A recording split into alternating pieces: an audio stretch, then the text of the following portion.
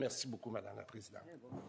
En question principale, je reconnais maintenant la députée de Bourassa-Sauvé. Madame la Présidente, après une année marquée en éducation par des coupures surprises et des plafonds d'embauche qui ont déjà privé des milliers d'enfants de services spécialisés essentiels, voici qu'on a appris la semaine dernière que des écoles évitent de faire appel à des enseignants qualifiés à la retraite lorsqu'ils ont besoin de remplaçants.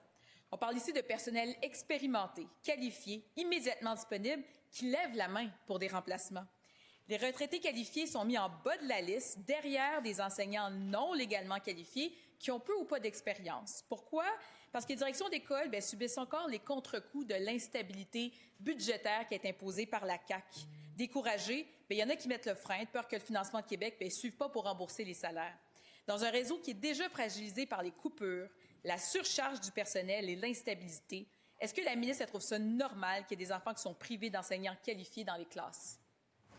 La réponse de la ministre de l'Éducation.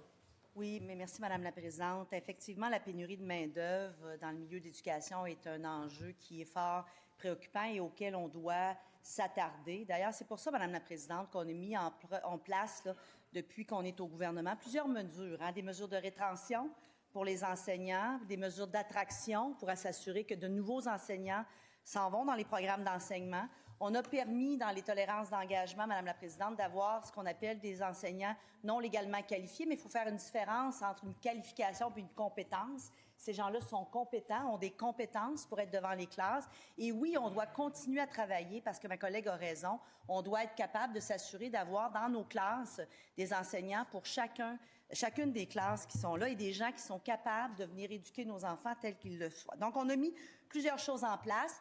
La mesure pour les enseignants retraités en fait partie. On a mis aussi dans les conventions collectives d'autres mesures. On va continuer, Madame la Présidente, à faire un suivi très rigoureux de toutes ces mesures et de s'assurer que dans chaque classe, il y a, pour nos élèves, à la prochaine rentrée scolaire, des enseignants qui sont là pour les éduquer adéquatement, Madame la Présidente.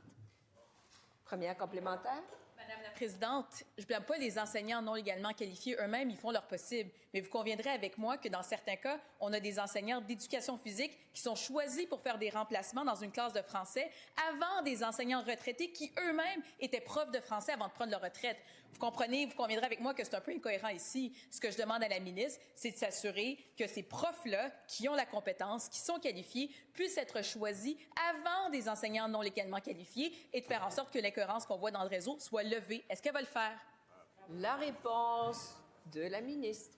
Madame la Présidente, je le disais, la question de la pénurie de main-d'œuvre dans le réseau de l'éducation et de s'assurer qu'on a les enseignants compétents pour chacune des classes est une priorité. On va continuer, Madame la Présidente, à faire un suivi serré des mesures qui ont été mises en place et de s'assurer qu'au bon moment, on prend les meilleures décisions possibles, mais tout ça pour l'intérêt de nos enfants.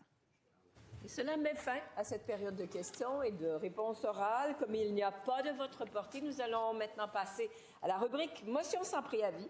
Et pour ce faire, je cède la place à la deuxième vice-présidente de l'Assemblée nationale. Merci tout le monde pour votre attention.